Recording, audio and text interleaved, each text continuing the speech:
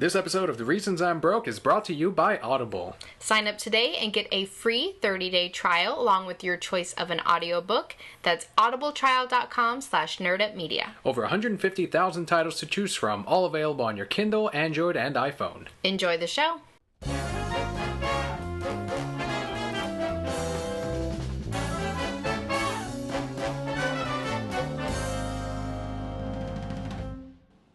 Hey Brokettes, Daniel here, one of your hosts on the Reasons I'm Broke podcast. And I know a lot of Brokettes out there weren't able to make it to Omni Expo. Many of you did, and huge thank you to all of you for supporting us, even if it was just through Twitter, giving us some kind words of support and encouragement.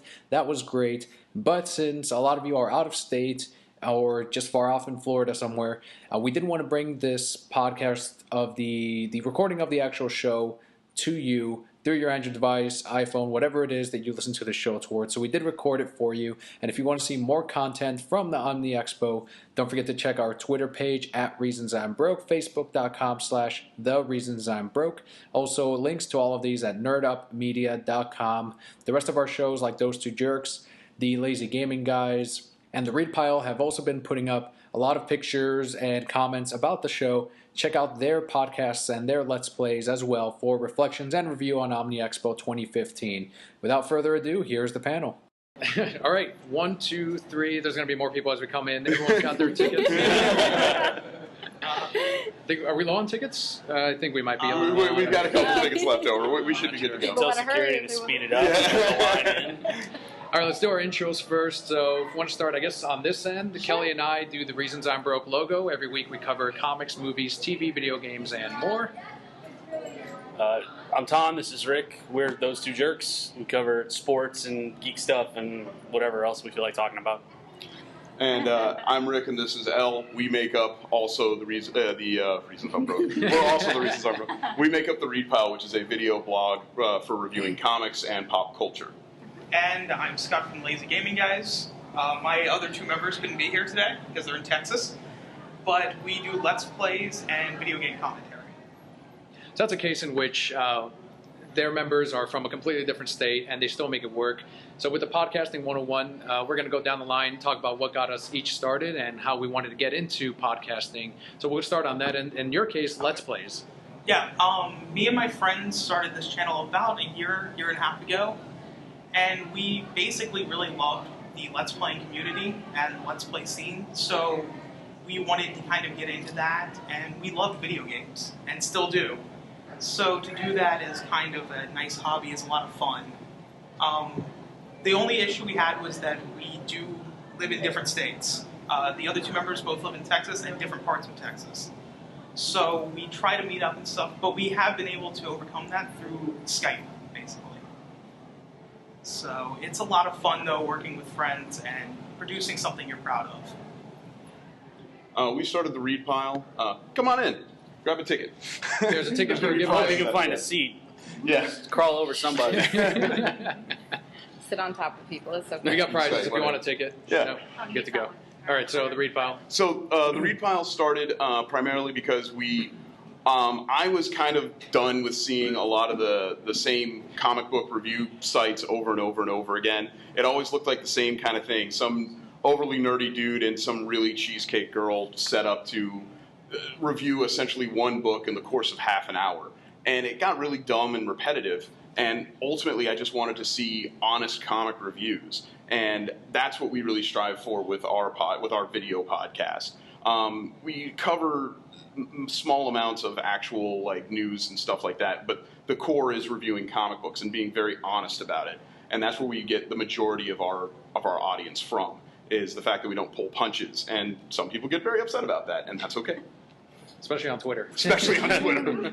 Isn't that kind of what Twitter's for, though, really? Rick and I have known each other since college, and we always had a good time goofing off about geek stuff and sports when we would go drink beer and eat food that's bad for us, so we decided to record it. And oddly enough, now there's no beer. There's still food that's bad for us when we record, but no beer. Like entire bags of chips in under 2 minutes. Yes, that was one. That was a recent episode. So it's working so far. It's fun. Yeah, and for us, I used to work in radio when I was in college. We were at Harper College. We did regular music, DJing, comedy, that kind of thing. And it wasn't until about 7 years later that I decided I actually listened to Kevin Smith's podcast, which anyone that listens to any podcast, you're probably subscribed to Smodcast, Batman on Batman, something of that sort. And he's always pushing people to make their own podcast, get with friends, actually start recording things. And it wasn't until the 13th time that he said that I was like, you know what, let me go for it. Let me actually try this out. And you find your very first passion, which for us was comic books. And from there, it kind of expanded into movies, television shows, video games. That's actually how we opened with all that stuff, and then comic book reviews. So I think we've been doing this for almost 2 years now, and it's just, as long as you're having fun, it's very easy to continue. So we want to talk about next on what has actually worked for us. If you're actually thinking of starting your own podcast or starting your own network, and I guess we'll come back on this, and that is actually social networking, Twitter. I mean, if you think about it relatively in the last 10 years, it's kind of a new thing. You know, you can actually connect with authors, comic book artists, fans directly, where you can do giveaways, you can do interviews over Skype, for example, with Scott doing the Lazy Gaming guys on their end. So it's kind of a beautiful time right now where you can just, you know, grab whatever's in your pocket and make an entire show out of it, because most of these things have various apps already built into it, or you have a computer that you can really get started on. The quality does not matter. As soon as you get it, you're good to go. So social media for us, I think, has been the most successful thing. What about on your end with those two jerks, especially with you guys are now partnered up with the sports network, right? Yeah, it was through LinkedIn. I joined a podcaster group on LinkedIn just asking for feedback. We were new at it, and we'd been doing it for a while, and I just asked more experienced people, just listen to the show and tell me what we can fix. And this guy who was starting a alternative sports talk network online got in touch with me, and we joined up with them, and it's been really successful for us. We've part of a whole network of shows, everything from curling to wrestling and baseball and us and everything in between. And it's worked out really well. We got on SoundCloud this week, and our downloads increased quite a bit. So look for ways to partner up with like-minded people, too, like we've done here. It's really helped all of us once we decided to join forces and pool our resources. We get to do, fun things like this. The thing that worked best for the Read Pile was being ridiculously active on Twitter specifically. There are some people who thrive on Facebook and other people who thrive on Instagram and other forms. But for us, for me specifically, we got on Twitter and we did something that I think was very different. We treated everybody as though they were our best friends. So major members of the industry, whoever you were, if a major writer like Gail Simone, an artist like Greg Capullo, whoever it was, it didn't matter. Minor guys who only produced one book a year or something like that, I made sure to follow them and talk to them, and just it benefits you to A, get your name out there, and B, to create these kind of relationships, because they'll retweet you, they'll get back to you, and they'll let you know what's working for you. One of our biggest feathers in our caps is Gail Simone, who is a world famous comic book writer. She's one of our biggest fans, and it only happened because of Twitter. Every time we do an episode, she's always on top of telling us, this is what I liked, this is what I want you guys to do next time. I think it would be funny if you did this. She has 50,000 followers, and she's talking to me, some dude out of his house in Altamont Springs. It's pretty cool. Going back to Daniel's point about just being able to use whatever you have around you. Like being able to use simple things like Skype. And I mean, for a microphone, instead of going out and spending money, I actually use my Vita. Like the PlayStation Vita has a fantastic microphone actually on it. That I didn't know. And the Skype app. So it's a very interesting thing of just using whatever is available so that you don't have to shell out a lot of money. And even like recording software for a game, I paid $40 on eBay for it. So it's not as expensive as you might think, or as hard as you might think, to start some of these. You can start for free, you can start for $20, you can start pretty much any way possible. And yeah, Twitter and Facebook have really been a big help too. There are plenty of free places to host your podcast once you record it. I don't think with those two jerks, we've been doing this a year and a half, and we have not paid a dime for hosting. And it shows. That's awesome. Yes. But yeah, we found plenty of free places: Podomatic, Audiometric, SoundCloud. Liberated Syndication is another one. That's the one we use. And they do have a free option if you want to put up one episode a month.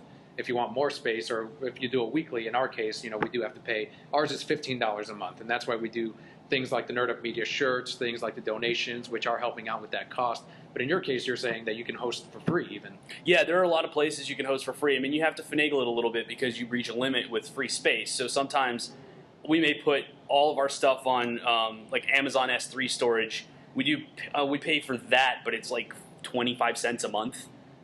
It's based on how much it's based on how much you store and how much it's downloaded. So, and it's fractions of a cent per download. So you can tell not a lot of people listen to our show. But we don't. It's a very, very minimal cost. And on the other networks, we just keep, say, the newest 5 or 6 episodes on there so that we stay under that free limit. And so we have a WordPress blog, so that points people to everything. So if they find us on Podomatic, let's say, and it's only the last couple of episodes, they know to go to our website and they can get everything. WordPress can be your very best friend. They will let you do practically anything if you want to keep the WordPress in their name. And you can upload forever. You can buy your domain from WordPress for like $20 a year. It's something very inexpensive, and it's a great beginning point. Or the free one being YouTube. You guys upload for YouTube. Yeah. There's YouTube, of course. You can also monetize videos depending on the content of it. Nintendo does not allow us. Square Enix did not with any new games coming out. But anything else pretty much can be monetized. That does not make a whole lot, at least at our levels. I think we've been doing it for about half a year, and we've made about $2. Hey. So it doesn't make a lot, but as a hobby, even making $2 means you're professional. Really doing nothing. Someone is paying you to do this. Yeah, it's pretty nice, and yeah, we don't have to pay a single thing. Right, and that's where the social media comes in. That's the more you're active on Twitter and Facebook and LinkedIn and Instagram, the more people will find you, and the more people will start listening, and then those $2, turns into $5, turns into more. Allegedly. Yeah, that's what we're told. Well, that's always the hard thing. I think Rick and I can definitely relate to this. Like on Twitter, getting that first, or even on YouTube, getting the first 200 subscribers is the hardest thing you can do. The first step is the hardest thing. And then once you get past that, it's much easier and easier as you continue going. Like, how much did we jump from those 200? Yeah. Immediately, okay, cool, boom, boom. Then everyone started following. That's when people started subscribing to the different channels. So that's really, never be discouraged by that first step. By okay, you're not going to put out an episode and you're not going to get 1,000 downloads on that very first one. It's all about building and continue. The main thing, and that's something that you and I can agree on, is consistency. Yeah. As long as you're consistent, that's all that the listeners and the viewers care about. Consistency is key. Doesn't matter if it's 2 views or 1,000. You just want to keep that show going, keep your content coming, focus on the quality of the content, and that's all you have to worry about. The rest of it will take care of itself. And to that end, don't feel so obligated that every episode has to be perfect. We've had a couple of episodes of the Read Pile where everything has actually gone wrong, and I've put up episodes with last week's graphics, and I've put up episodes that inadvertently go on for an extra 10 minutes and nobody knows why. We've actually had a cat knock over the camera. A cat. We got him in there into the shot, and we said, "Oh no, look, it's Godzilla." So yeah. We didn't joke of it. We said, "You know what? We're already 10 minutes into the shot. We're not going to redo it." And it's it's okay because you can use those small errors, I suppose, and create your own brand with it. Like we ran with it. Like Buster the cat is now a premium member of the Read Pile, even though his entire purpose is to ruin shots and make life miserable. It makes it more real. It makes it more you, and it lets people know that this is actually a real person talking. I'm not just watching and reading something on Newsrama. I'm listening to this person. I'm in their home right now. I'm seeing what they have to say. It's a fortress of nerditude. Thank you. It's not a home. I apologize. Thank you. But that's the thing. If you have something you're passionate about, no matter what it is, and you feel like you have something to say, start a podcast. It's really cheap. I'm springboarding off the subject of getting on social media. I was just remembering all the YouTubers that I watched that made it really big, like Total Biscuit, and a whole bunch of other stuff like PewDiePie. They some of them sometimes when you're on social media, you put yourself out there like that. Eventually, you're going to get a whole bunch of criticism. Sometimes there are just people out there who are. Doesn't even take that long. That's what I was about to say. Oh, brother. We're being criticized right now, We I'm had pretty sure. we got our first angry message on YouTube. It was just one line, and it just said "F off." I was so proud. That's when you know you've made it. Yeah.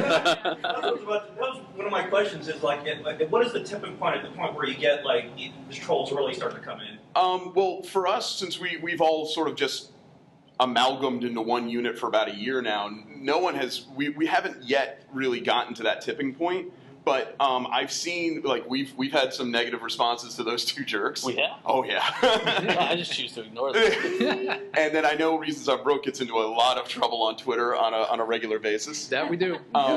For me, when I get negative responses, because if you're going to put yourself out there, period, there's going to be there's a troll for every podcast. And it's okay. You have to just sort of, the way I look at it is, anyone who's taken the time to watch my shows to tell me how bad I am must have watched all of my shows to know how bad I am. So thank you for the views and the clicks, and we appreciate it. You will run into a bunch of people who are desperately trying to make their name off your back. God knows why, but that's what they're into. And if you are going to do this sort of thing, you do have to have a mild, thick skin. I wouldn't say that it has to be like, a suit of armor. But you do have to accept that there are people out there whose only purpose is to make you feel bad. You got to let it roll. What I encourage them, I'm like, oh, well, if it sucks, please make your own. Make a better show, and I will absolutely listen to it. And use me as a springboard. Like, this is terrible. Good. Make your own. Make a better one. Like, if I can be a springboard for someone, I know I'm already helping. Like, that's how you got to flip it. You got to make it into a positive. That's something I've personally learned. And they're still downloading. Yeah. And they're probably telling their friends to download. Exactly. Their clicks are just as good as everybody else's. It's always makes you the money. It still gets you your name out there. Yeah. No matter what, it still is publicity. Even bad publicity, it's publicity. We were just talking about that this I say week. that all the time. I'm like, if it's out there and people hear about it, then it's good publicity. Even if like, this sucks, this is the worst thing ever. Okay, cool. the hard part is you as the individual being able to just let it roll, because some people will desperately try. I mean, I'm waiting for the day that somebody swats us, which I will be really excited when that happens. But I've watched that video multiple times. that will be our most downloaded video. Yep. Never mind the unboxing, the swatting. That was the big. Yeah. Swatting somebody? Asking for a friend. Yeah, no, I'll give you a number. It's fine. Don't worry, I'll give you the information later. Cool. Do you have a box of donuts waited ready for them? Oh, I always, well, if you watch enough episodes of The Fortress of Nuditude, you can tell that the read pile does have a box of donuts around it. Just forever. Any other questions? Do we have what's on the agenda? Next segment, we do have, before we move into Q&A, where we can get into more specifics, either with the podcasting, the Let's Plays, or even in general nerd news, we actually do want to cover some news stories, kind of as if we do with the read pile, The Reasons I'm Broke. This week, the biggest stuff was Captain America 3 Civil War. We did see a lot of set photos, set videos with Crossbones. Second one being not as well received, and that is Suicide Squad. We did see some footage of the Joker and Harley Quinn, what looks to be recreated Mad Love, which is the origin story of Harley Quinn, if you've read the comics or watched the animated series. And then finally, the third piece is the Nintendo World Championships, which is all on Scott's domain there, is coming back, first time since 1990. What do we want to kick it off with? Doesn't matter to me, whatever you feel I comfortable. want to talk about that gold cartridge more than anything. That's World $12,000 Championships, go for it. Gold cartridge. Yeah, so tell us about the World Championships. How do you the World feel? Championships, I'm happy to see them come back, to be honest. I think it's a good publicity stunt by Nintendo to bring back that nostalgia of, just really a big Nintendo-sponsored event. Kind of like they did with the new Smash when it launched, and they had the beta tournament, essentially. And that was a lot of fun. It got people into it and really brought back those memories and stuff of playing for the first time. So I'm interested to see, and it is, from what I understand, they're recreating the same Super Mario Brothers levels and all that were in the original World Championships. And I know even the cast of, if you watched, I think the movie was called Wizard. The Wizard. The cast of The Wizard is excited to see this come back. dare you You're going way back. Some people didn't exist yet. Sorry. I'm not I don't that want to young. Oh! Blasphemy. Wow. Blasphemy. What do you say about it? Call It the looks Wizard pretty crap. interesting to see, and I'm curious to see if Nintendo will make this a new thing that they're going to do every year, or if it will be a one-time thing.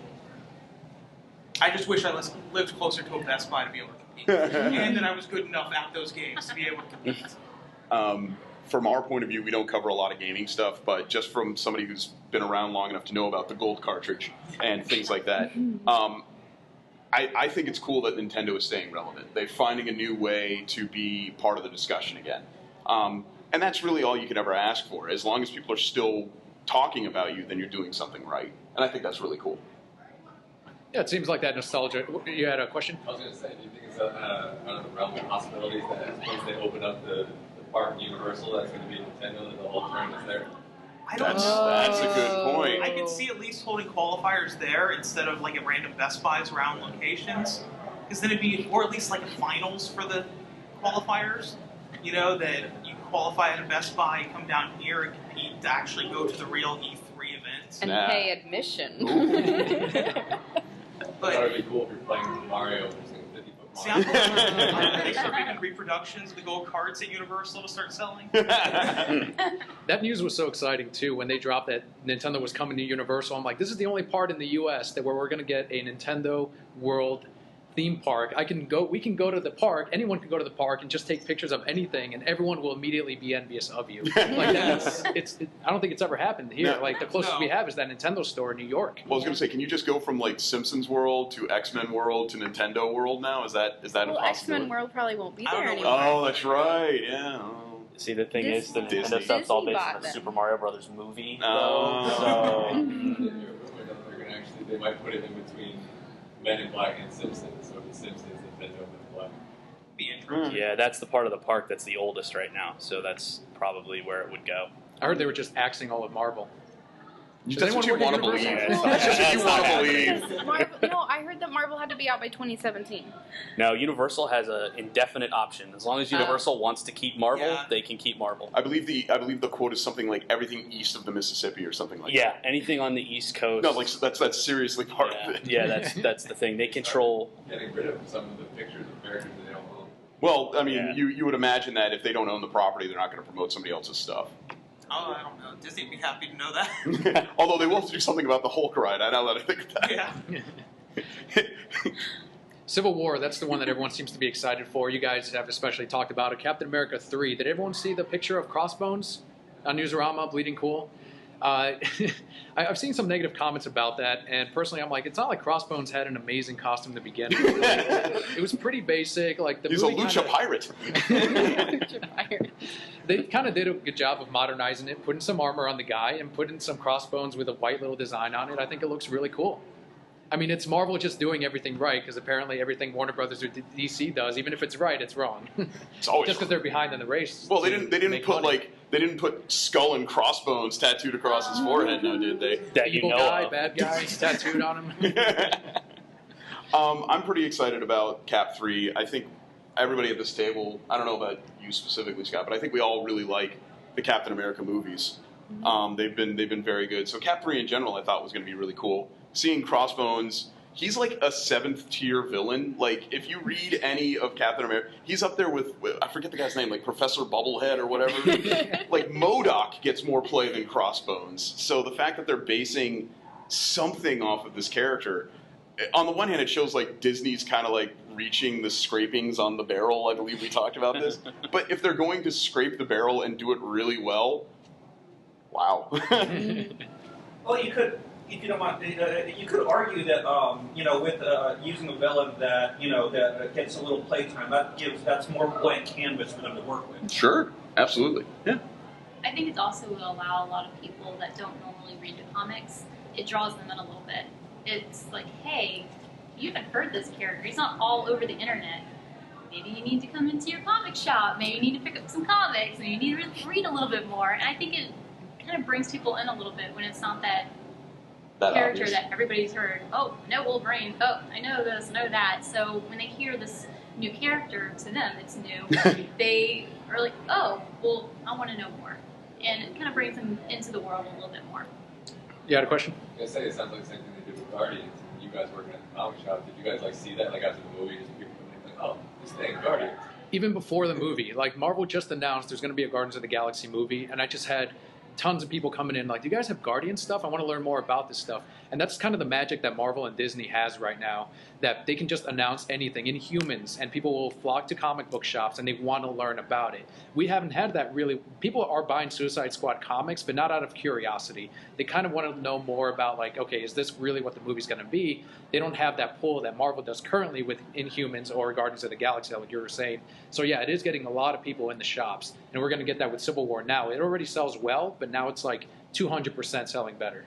Yeah, I mean, the greatest example of all time is Groot. It's a talking piece of wood, and people. But he's adorable. Yeah, they made pop vinyls of Groot, the little the dancing Groot at the end of the movie. They made a pop vinyl of it. The store that we work at ordered almost 200 of them, and we were sold out in 2 months. There's no denying it. And it's so Because cute. people like planks of wood, I guess. I don't know. Adorable planks of wood. Adorable planks. That go like that.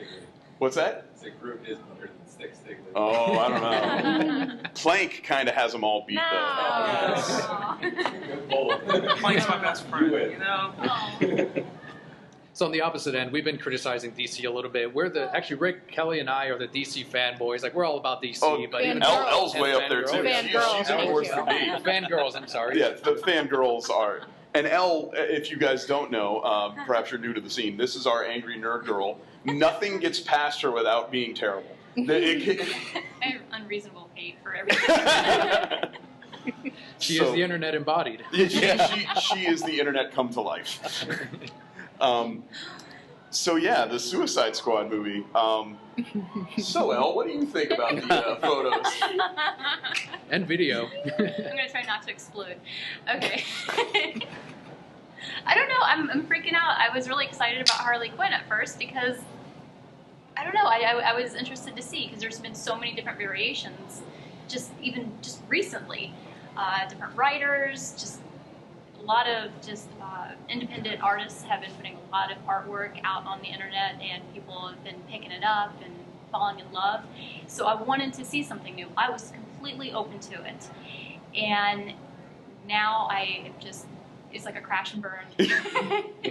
You start to see the pictures with her and Joker, and I can't get behind it. I'm hoping that when the movie comes out, it's going to be completely different. Maybe we're just seeing it from the wrong view.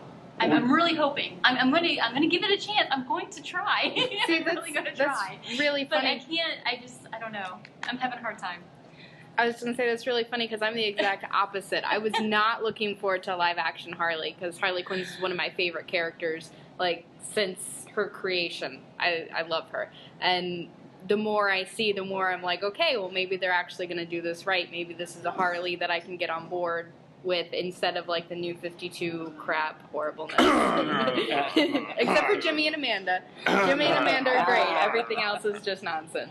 If you guys haven't seen the footage, we did see that Joker actually has an interaction with Harley. At one point, she points the gun at Joker. We don't know any dialogue. This is all from, like, street footage camera. From Shady 7 miles people. away. Yeah. Takes the gun from her, slaps her, and that's the end of the scene. And people are getting upset about this, like, okay, so this is violence against Harley Quinn, violence against Joker women. and Harley. But that is actually the actual relationship. Harley Quinn is actually a tool. No matter how you feel about Harley Quinn as a character, we love her, but at the end of the day, she is the Joker's tool. That is who she's going to gravitate towards at the very end. We saw it in Gotham City Sirens. She was on her own with Catwoman, with Poison Ivy. They're their own squad. They're doing their own thing. As soon as the Joker came right back in the picture, she was right under him, right at his side, right in his arms. Done. And that's who the character is, and that's actually who they're capturing as they're filming it. Now we're just hoping it's good enough on film, it translates well in the movies to, get people excited and actually interested in the rest of the squad around just Harley Quinn and the Joker. This isn't just a Joker movie? Yeah, now they're making a second movie. It's going to be called Suicide Squad. We've right? seen like one scene, guys. Come on. Well, but all of the promotion for this movie has been, hey, check it out, it's the Joker, yo. Yeah, because that's what sick because- That's not That's how promotion. it's marketed That's like too. it's all That's- leaked. yeah, it's all that's what spy. people- No, because the gravitate hands and towards. then... That's just what people gravitate towards. Stupid tattoo. They all want to see the Joker, and you're all thinking it's a Joker movie, but you just need to calm down. If I'm the head of WB, I'm not going to market Killer Croc. Oh man, I totally. Not from these pictures. You hired Will I Smith. would put a picture of Killer Croc and You- say I threw a rock at him. You hired It Will was a big Smith to be your Yeah. star. we've seen a couple of images of him. He looks kind of cool. Perhaps we could see more than 2 images of him. They're working on it. Calm down. So you can see even our shows in our own little network disagree with a lot of the news all the time. So I think that's where listeners and viewers are either going to start like gravitate more towards a different show or not. But we do see like some of the, I know Garrett and Mike, you guys listen to all the various shows and all that, and you can kind of see the different perspectives and agree to even everyone that is saying has a criticism. There is legitimacy to what they're actually saying. So that's kind of the fun thing about the network and why we put something like this together. It's always good to have different-minded individuals going towards a like-minded goal. It's never a bad thing. Unless they have boards with nails in the ends. Plank. It's not a Plank good idea. with a nail. More plank. So before we move on to the raffle for today, we do want to open the floor for Q&A, whether it's with the podcasting, if you want to get more specific questions on Let's Plays, setting up your own channel, or setting up your own podcasting network, or just individual show, or if you have questions in general with comic books, movies, TV, video games, whatever it is. So we can open the floor. I know a lot of you, if you want to raise your hand, if you have a question. Not everybody at once. Yeah. But he left us a card. His name is Oh, that guy there in a shirt that says Nerd Up Media. This is The guy in the red? This is the Spanish Nerd Up. Oh, nerd. So, I guess we're going to have to speak loud. He doesn't. well, my question is, so with all these set photos and everything that we can release, before it used to be a big deal. Oh, look at this like really potato quality shot of some guy. That was great. But now especially with Suicide Squad, we like every other day it's like, oh, look at this leaked photo. Great things. I guess I think it's just becoming one, a publicity stuff for them, which has to be for itself. And 2, is it kind of starting to ruin a lot of the promise of movies that are coming out because we're getting a preconception? I think once Christopher Nolan decided he didn't care that anybody saw Bane and Batman fighting outside the New York Stock Exchange, or didn't care about the bat flying through and all the photos of that leaked out, for me it was like, well, they don't care about keeping the mystery box closed, so why should I? And it's, you don't get, they're watering down the filmmaker's vision of what they want you to see, because you're not getting the version that they want you to see. You're getting the version that's not lit the way they want it to be lit, that's not color corrected, it's not, the makeup might not be finished, you're not hearing any dialogue or anything. It's a completely out of context. It's like if I walked out there and snapped a photo of somebody in that's cosplaying and said, "Oh, it's the first photo of so and so from Suicide Squad," Which actually happened. It's basically the exact same thing. It's just a guy in a costume on a street somewhere. You're not going to stop somebody with a 3,000 scope camera taking photos of your set anymore, especially if you're going to have real world sets, evidently. I think it does lose a lot of the mystique, and you do miss out on a lot of that, ooh, I wonder what this person's going to look like. But I look at it as an opportunity for the studios to maybe just accept that, all right, you know what? There is no more mystery box, so forget it. They have the chance. They have the way to, they can show us the perfect lighting. They can show us what these characters are going to look like on the big screen. They can do those things, and I don't know why they don't use that as an opportunity to just say, here's everything you need, so you don't care about spy photos. I think it also teaches us as viewers to have a little bit more discipline when you see that story of that leaked photo or that leaked image, to be like, you know what, I know this isn't quality. I should probably wait for the trailer or for the full movie. But I know rage, it's difficult. The rage, Daniel, the rage! This is the internet that we're talking about. That's never going to happen. So I think that's the only way in which you can sort of avoid a lot of that, is just yourself not clicking on that clickbait, which is very common now, especially. Click on it. Yep. Majority of the shows, you guys kind of generally talk about the same topics, games, videos, stuff like that. How do you guys divide your time when you're like 2 way separate topics? Like, how do you divide the time? The shows are usually an hour to an hour and a half, no more. We do a rundown the day before. I go through and we together we choose the topics we're going to talk about, and I kind of pick the same number of topics on both things, and we know, like right now, Daniel's recording this, and I can see the time counting up, so I know how long we've been talking. So if we start to get to what we know is like the halfway point of the show, we'll cut something, or we'll wrap it up quickly so that we can devote equal time to the other stuff. And sometimes it works out, sometimes it doesn't. We just have more to talk about. Doing pretty well. It almost seems like there's a strict cutoff, but you don't actually all right, stop talking. I don't care about. Oh, Rick's done that to me. No, I've shut him down. Well, and actually, that's a really, our show, we love the fact that we are nerd jocks, for lack of a better term. We played sports growing up. We still believe we can play sports today. We can't. But I got beat up on the playing field by the other jocks. Yeah. So I was one step ahead of the other geeks at school, but not by much. But like that's a great idea for your own podcast in and of itself. We took two seemingly non-entities, sports and then nerd stuff, and we said, listen, we're both big fans of those two items. So why don't we just start talking about what interests us? And then lo and behold, there's actually tons of folks out there that actually agree. And there's the Alternate Sports Network that we're a part of. I believe that's the name of it. There's a lot of shows like that where, like, one of the main guys, they talk about Star Wars and the Mets. Yeah, that's a new one they just launched. It's called I'd Rather Kiss a Mookie instead of a Wookiee, like Mookie Wilson, who used to play for the New York Mets like 30 years ago. So there's room for everybody. And the fact, I think we benefited, too, from the fact that nerd culture is basically popular culture. Within the last few years, everybody's got their geek now about one thing or the other. And so even if you are really into sports, you're probably, you've seen a Marvel movie, or you watch The Big Bang Theory, which is the #1 show on TV, or you've read a comic book at some point. So there's something for everybody. And if not, I mean, I know people that skip the sports stuff and just listen to the geek half of the show, and I know vice versa. I know people who tune out as soon as we start talking about nerd stuff. It's just, when you do the show, you have to sort of have an internal clock in your head as well about, okay, how long are we going on this segment? How long are we going on that segment? I think everybody who does these shows, you could feel that, you can sense it as you're talking about it. Inevitably, it's interesting too, as far as from my point of view. I always think we're talking too long about things. I know it's crazy that I feel like I need to shut up at some point, but I can sense that maybe we need to move on. When you do a show with a friend, that friend sort of has that same concept in their head too. You might not even know it's there. Are you doing a show with a friend now? Shots fired. Well, see, now you hurt his feelings. I have to have feelings. And you guys usually do like 30-minute episodes, right? You guys do definitely limit it to about 25? We try to stick to about a 15-minute increment because we found that works best for Especially on Let's YouTube. Plays and stuff, is that about 15 minutes is a very watchable time for someone that has a busy day and stuff like that. They want to come home and relax, they can watch 1 or 2 episodes and it'll only take about half an hour. But for some of our projects, like a few RPGs and stuff like that, have to be about 20 to 30 minutes just to get anywhere in the game because of the type of game. Final Fantasy 13 takes how long to start?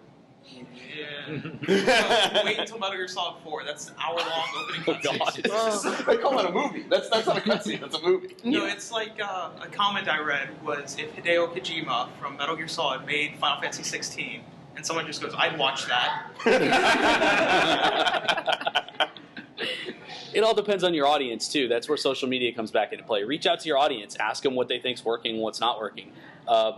With us, we have a lot of listeners that commute 45 minutes to an hour to work, and they listen to us in their cars. So, that hour and 20-minute length is pretty good. They listen to half on the way in, maybe, and half on the way home. It works, but that doesn't work for every audience. So you'll figure it out. You'll find your way, and the audience that's looking for whatever it is you've got will find you. Yeah, very true. Do you have another question on that as well? That was good. I said from one show, but I'll ask all of you what you guys learned today. Tom, I have a very important question. Yes. What have you learned today? I learned that you are way too sensitive about this whole friend thing. And I've learned that I should not say anything to clerks at gas stations ever. Don't say hi, just look down, money, go. See, like New York. Being social. Yeah. So, Scott, what have you learned today? I've learned How to pull a G chord? Is that what that I is? learned that you cannot have loud music in the room next door. Is that the whale song panel next door? They're actually reenacting Star Trek 6 over there. Four. Pardon me. Daniel, what have you learned today? I'm going to send it over to Kelly here. What did you learn? Oh, I don't know. Wow, buck pass. Who's asking me? I'm still thinking. Oh, wait, Kelly has something. Well, I was on Pinterest today, Oh. so I learned that coffee is actually good for you. So this is great because had to I drink learn that? coffee. Well, like it's supposed to reduce my risk of cancer or something. I don't know. There you go. I love coffee, so this is perfect. And Elle, what have you learned today? I know that I need to let you know more sternly that there are 2 Rosen Centers in the area. One's the Rosen Plaza. Yeah. We're in the wrong one. Especially if they don't ask for money for you. Maybe this one wasn't Someplace in Orlando didn't ask for money? Yeah. And today I learned that perhaps my sense of direction is not what I once thought it was. I think you also learned not to buy pizza from the hotel. Well, that I shouldn't have had. They're to learn. sponsoring us, guys. It was great Delicious pizza. It was pizza. It actually, legitimately, it was really good pizza. It just took forever. And in about 20 years, it'll all be yours, right? And what did you learn, Dan? Oh, geez. You're the last one. I learned that we have a lot of prizes. 2 for everyone. I'd rather there be too many prizes than not enough, is what I'm coming down to. No, make them want more. I was going to say, does anyone else have any other questions they'd like to ask the quote-unquote panel? With the podcast? Yeah. Do any of you have any more advice on the technical aspects of podcasting on a budget? Just brands of microphone we should use, or when you're podcasting, should we get into a room, close all the doors, and sit at the same table? Should we do it from the basement? That sort of thing. We've tried a few different things on our show. You want the environment to be as quiet as you can make it. We learned the hard way. I have a house that's got a high ceiling in the room where we recorded it once, and it sounded like we were in a garage. Yeah. So we stopped doing that. Microphone, start with what you can afford and work your way up if it starts to catch on. The key is sound quality. So you can get a $20 USB microphone that sounds just as good as something that costs you 3 times as much. There's a lot of really good reviews online. The microphone we use is by Samson. It's called a Meteor. It's like a little pod. It's got 3 legs and it looks like an old school microphone. It was affordable. It was less than $100 at Best Buy, and it's easy to get. And it works for 2 or 3 of us around a table. It helps if you're in the same room, but I mean, Scott and Lazy Gaming guys have proved that you don't have to be in the same room to do something successfly. There's a bunch of free programs. We use a Skype recorder. Actually, let me get the name real quick. While you figure that one out, Skype yeah, go ahead. recorder. And you can use that. It puts them on MP3 files pretty easily, and it's pretty user-friendly. And for microphones, like I said, I use a Vita for mine. But we also use a Snowball, which is another under $100 microphone as well. So it's one of the more affordable, but like you said, don't be afraid to upgrade later. Because that's what we've been doing, is slowly as we've been growing, we can donate a little bit more to our channel and stuff like that to grow up and get a nicer microphone or something. But don't be afraid to start free. Also, I can't recommend it, but we have acquired editing software. Yeah.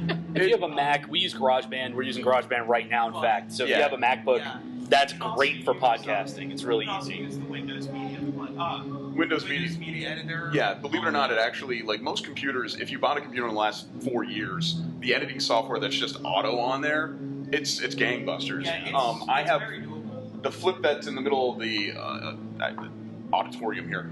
Auditorium. Yeah, there you go. The flip that's in the middle of the scene here.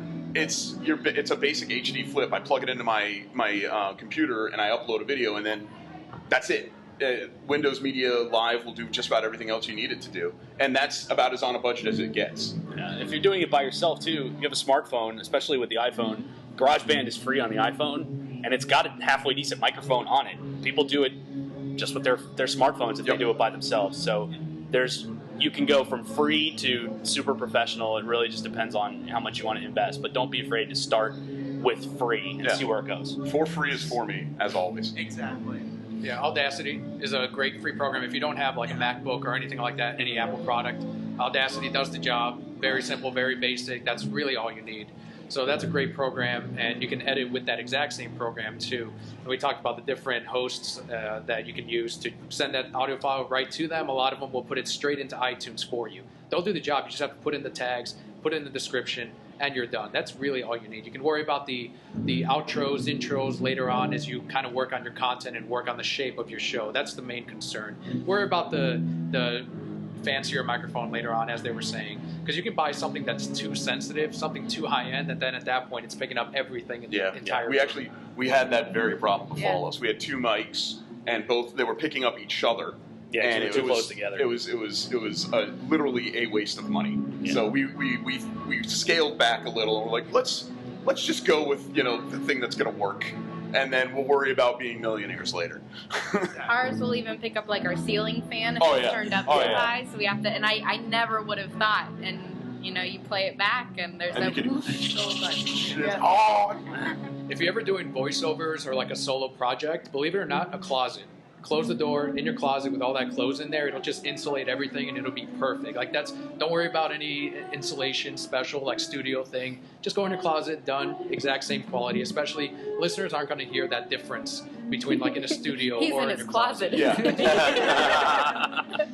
That dude doesn't know what he's doing. He's not in a closet. Any other questions? Yeah. So you guys mentioned that you're constantly active on social media and things.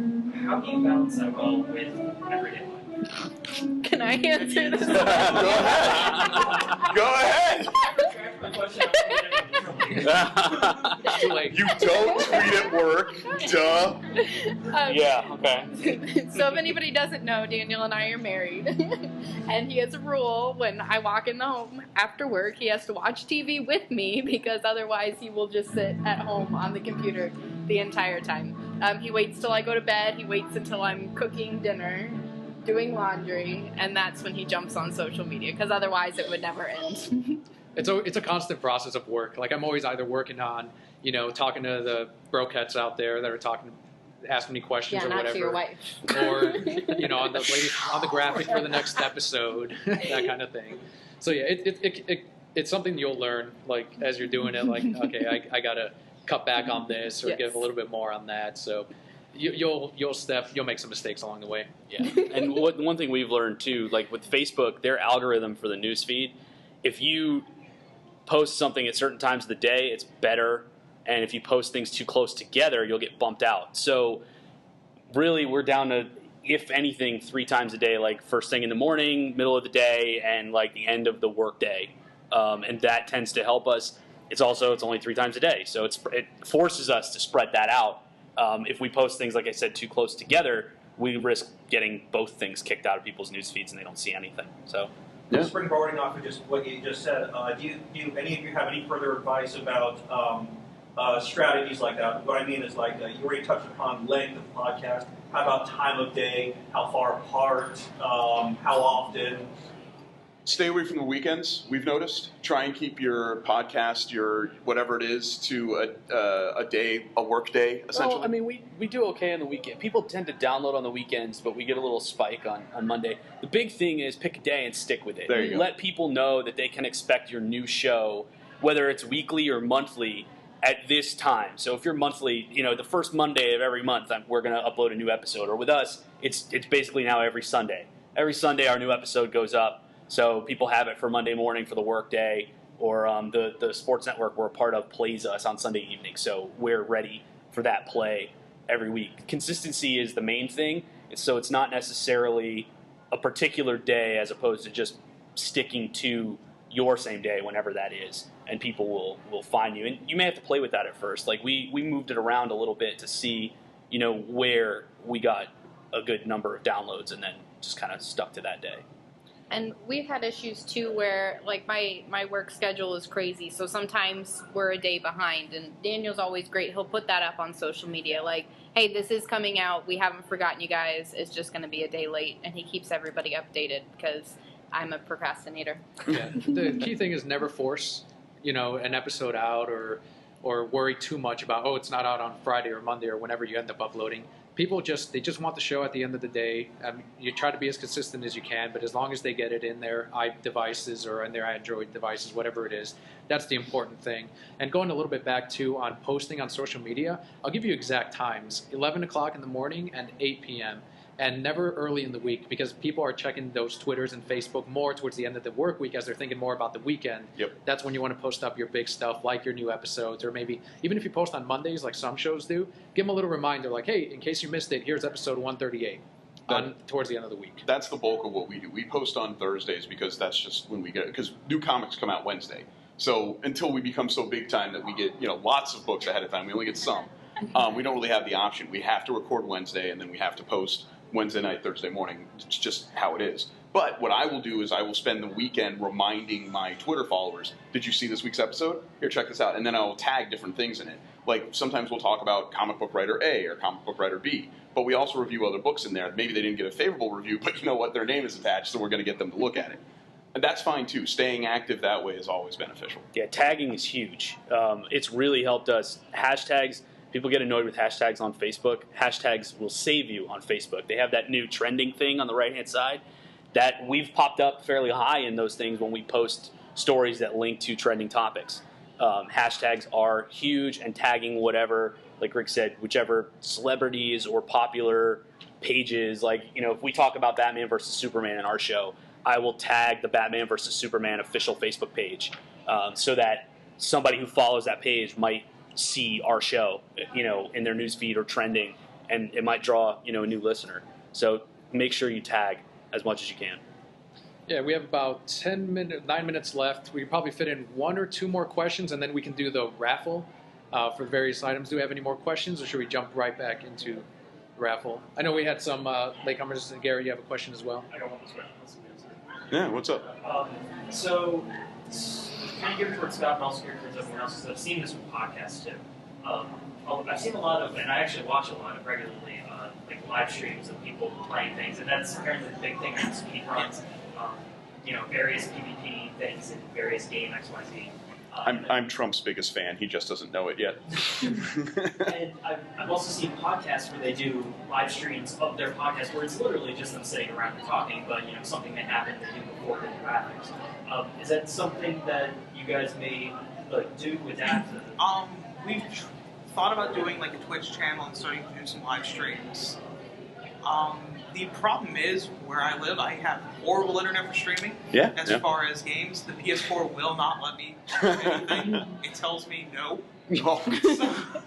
So because of that, I haven't been able to. But there have been a few games we wanted to live stream, and I'm hoping I can get a little bit more money towards being able to upgrade internet and being able to.